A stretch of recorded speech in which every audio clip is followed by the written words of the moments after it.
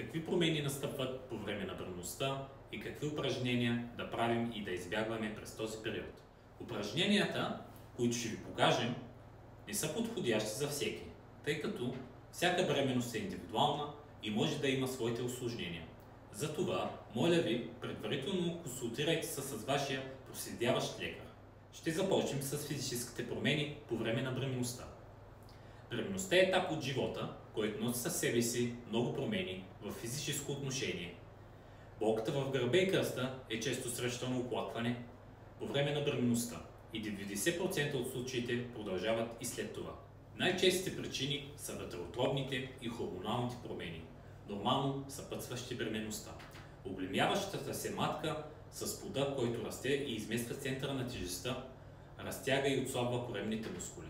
Тъй като абдоминалните мускули се разпъват много повече от тяхното нормално състояние през периода на бременността, те губят своята способност да изпълняват своята нормална роля за поддържане стойката на тялото и като резултат кръста поема носенето на ненормално тегло от торса, променя със стойката на тялото и се увеличава напрежението върху гърба. Допълнителната тежест в утробата по време на бременността затруднява функцията на мускулите и увеличава тежестта върху ставите, най-често в ходилата, поради което често сводовете могат да паднат и това може да бъде причина бременните да чувстват гърба и кръста си напрегнат. Колкото по-активни сте по време на бременност, толкова по-лесно ще се адаптирате към настъпващите промени. Освен това, спортуването по време на бременност ще увеличи шансовете за естествено раждане и ще намали риска от гестационен диабет и прееклампсия. По-лесно ще протече и самото раждане, независимо от метода, и по-бързо ще се ускори възстановителният процес след това. Ще ви дам малко съвети за упражненията по време на бременност. Пийте повече вода, почивайте достатъчно, но нека имате и активно ежедневие. Ходете по 30 минути поне дневно. Загравайте преди упражнения.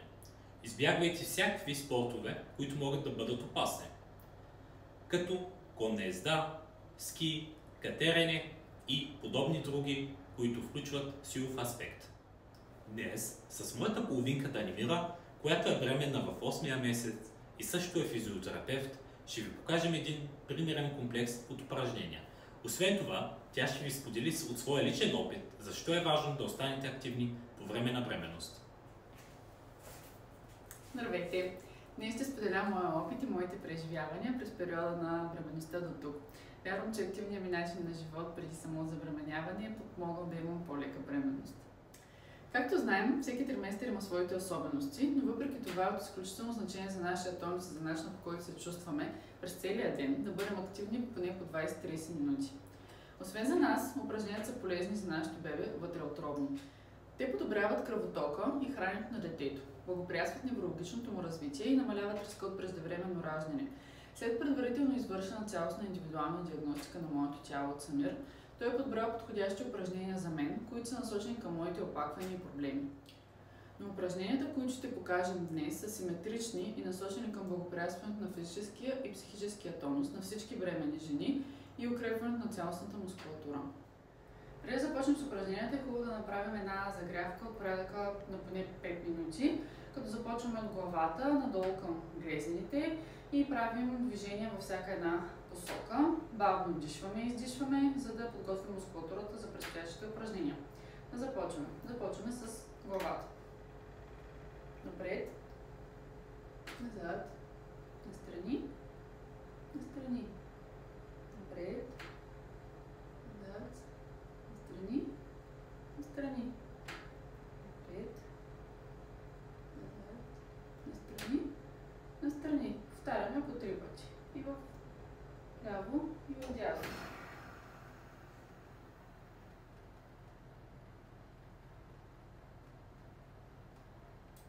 Сега раменцата. Хубави кръгчета назад. 3 пъти назад. И 3 пъти напред. 1, 2, 3.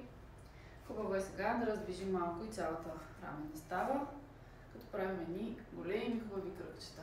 Отново 3 пъти назад. 2, 3 и другата ръка. 1,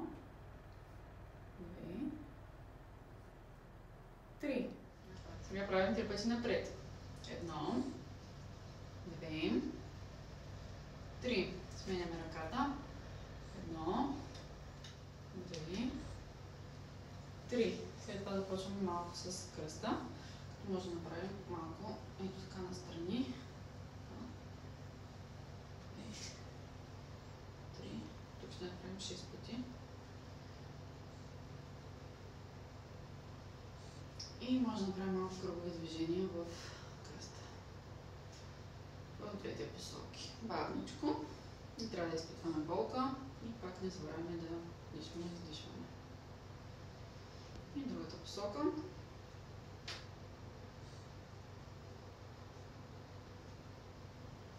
Сега тазобедрените стави. Това е хубаво и за баланс.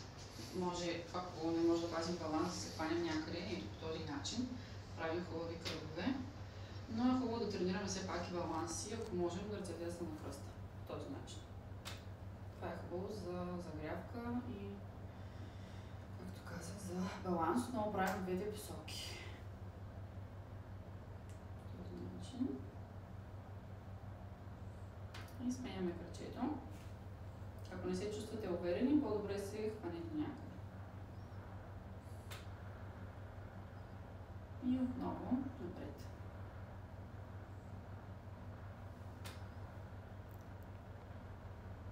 Друго упражнение, може така да хванем коленцата и да направим кръгчета.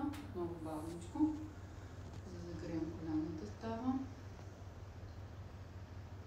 Отново в двете посоки.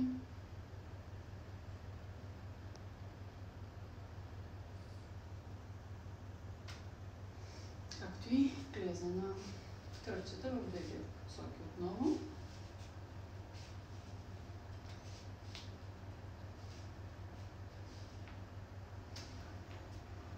И другия крак.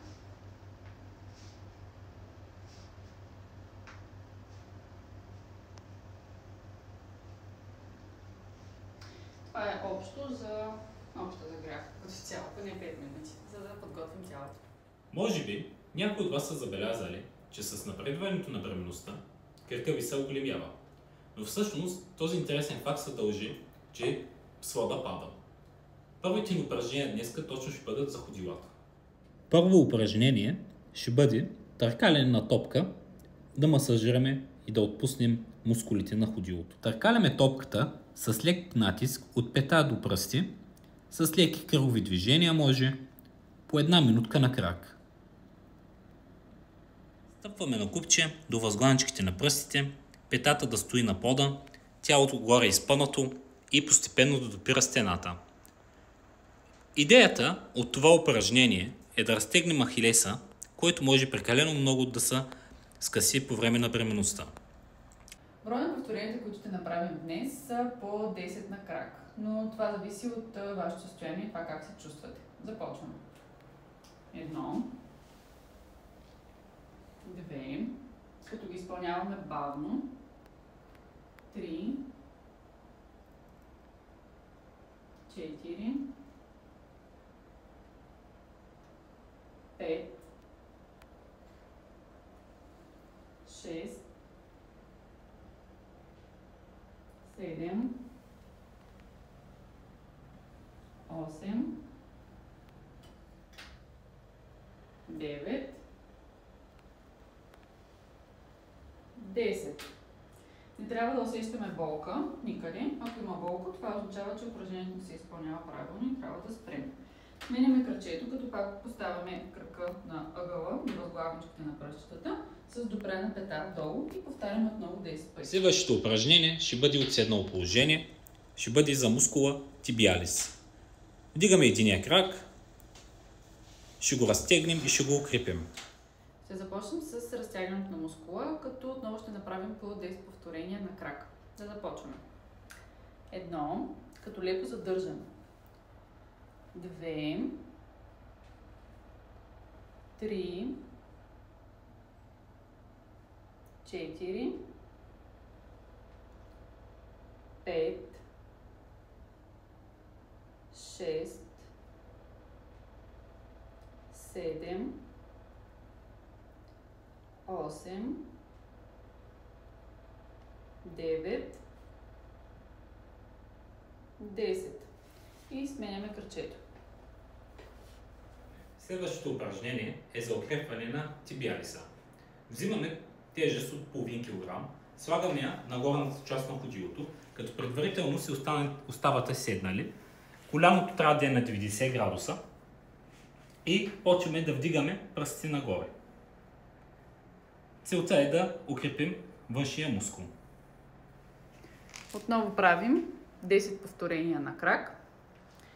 Да започваме. 1, 2, 3,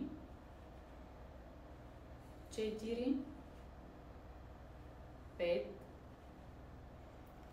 6, 7, 8, 9, 10. След това сменяме на другия крак и отново правим 10 повторения. Следващото упражнение е за предно бедро. Слагаме половин килограм тежест наглезена, ръцете зад кръста, особено ако имате изгладена поясна лордоза. Отново правим по 10 повторения на крак. Да започваме. 1, като леко задържаме във въздуха. 2, 3, 4, не забравяме и да дишаме. 5, 6, 7, 8, 9, 10. Ако се чувстваме добре, може да направим още една серия. Следващото упражнение е за укрепване и засилване на абдукторите. Те се намират ето тук. Упражнението може да се направи с собствена тежест или с ластик с минимално съпротивление, ако ви е тежко. И отново ще направим по 10 повторения за всяко кръче. Нека започваме. 1, 2, 3, 4, 5, 6, 7, 8, 9, 10. След това сменяме кръчето. Следващото упражнение е за аддукторите. Слагаме глезен срещу глезен.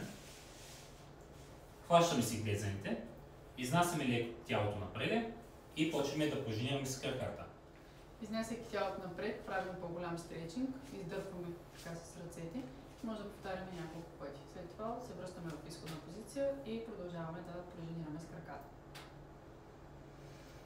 Не забравяме да дишаме и може да повтаряме това упражнение по 1-2 минутки, стига да се чувстваме комфортно. Следващото упражнение ще бъде от седнало положение и то ще бъде за аддукторите на краката. Взимаме изключително мека топка от донапрен, ако имате, и я слагаме между краката. И с лек натиск, един срещу друг, свиваме топката и отпускаме. Упражнението, освен че е за мускулите, но то е и за лимфната система, тъй като много често се задържа във вътрешната част на бедрото лимфа. Отново правим по 10 повторения. 1, 2, 3, с леко задържане. И не забравяме да дишаме. 4, 5, 6,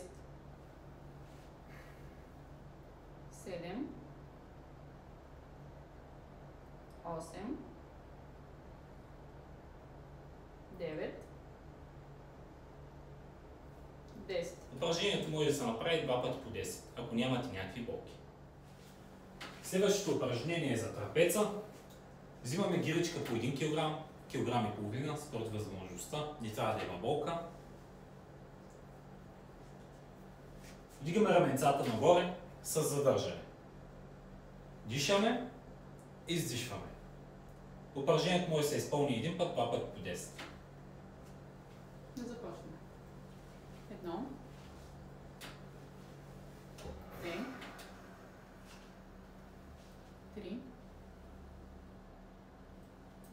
4,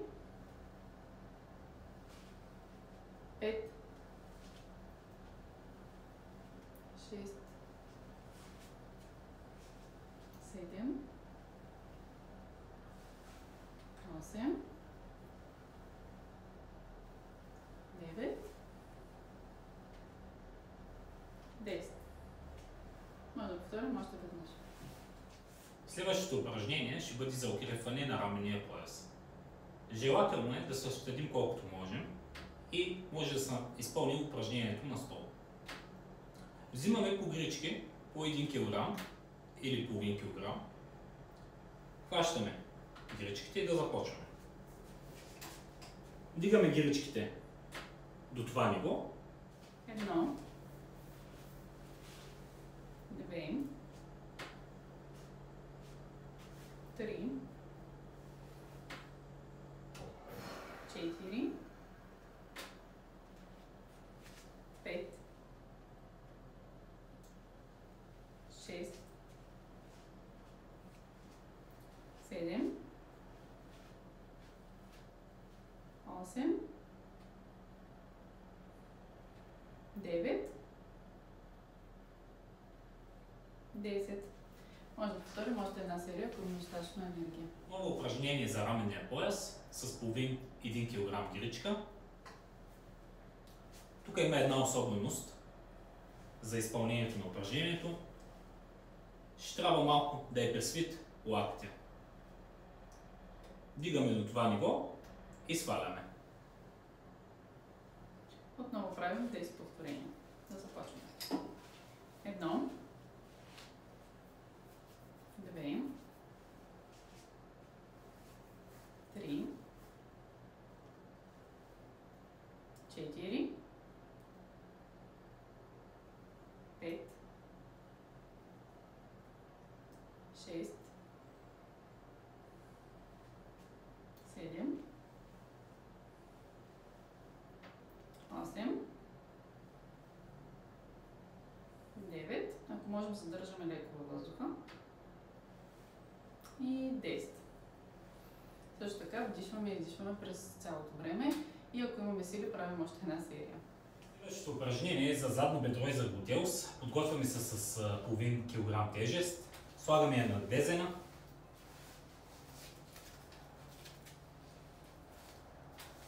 Упражнението се изпълнява по следния начин.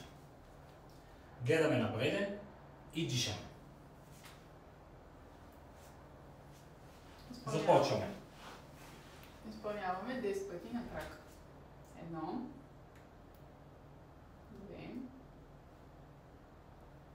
2, 3, По възможност с задържане.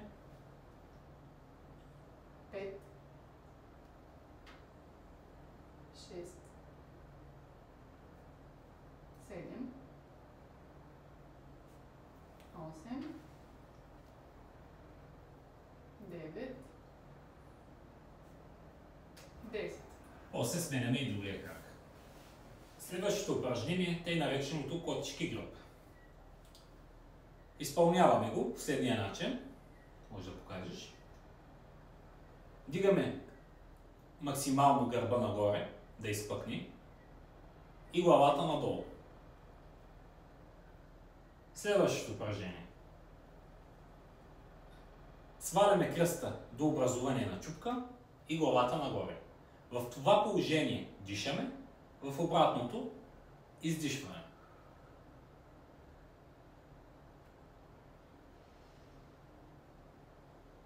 Може да го направим 2 пъти до 3 пъти по 10. Доста е щадящо това упражнение. Да започваме.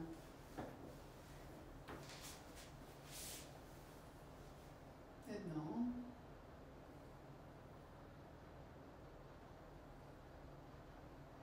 2,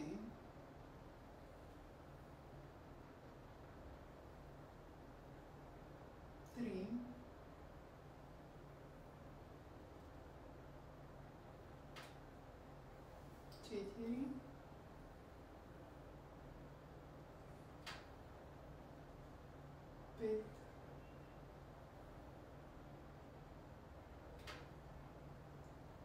6,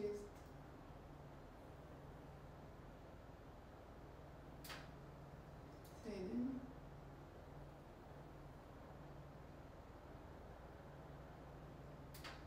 8, 9, 10. Страхотно изпълнение. Следващото упражнение е упражнение за гръб с ластик. Колкото по-тясно го хваните, толкова по-голям стречен ще има. Да го изпълним. Отново 10 пъти. Хубаво разтягаме назад и връщаме. 1,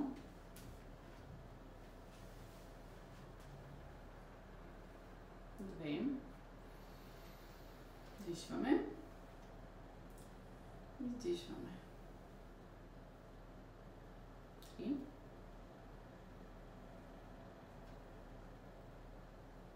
4,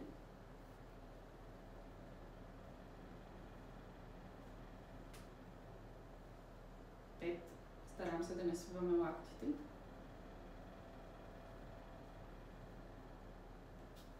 6,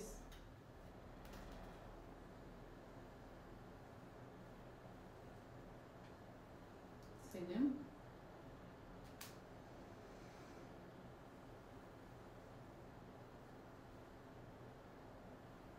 8,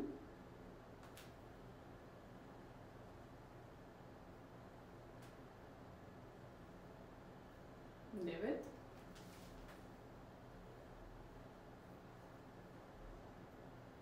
10. След кратка почивка може да повторим още един път.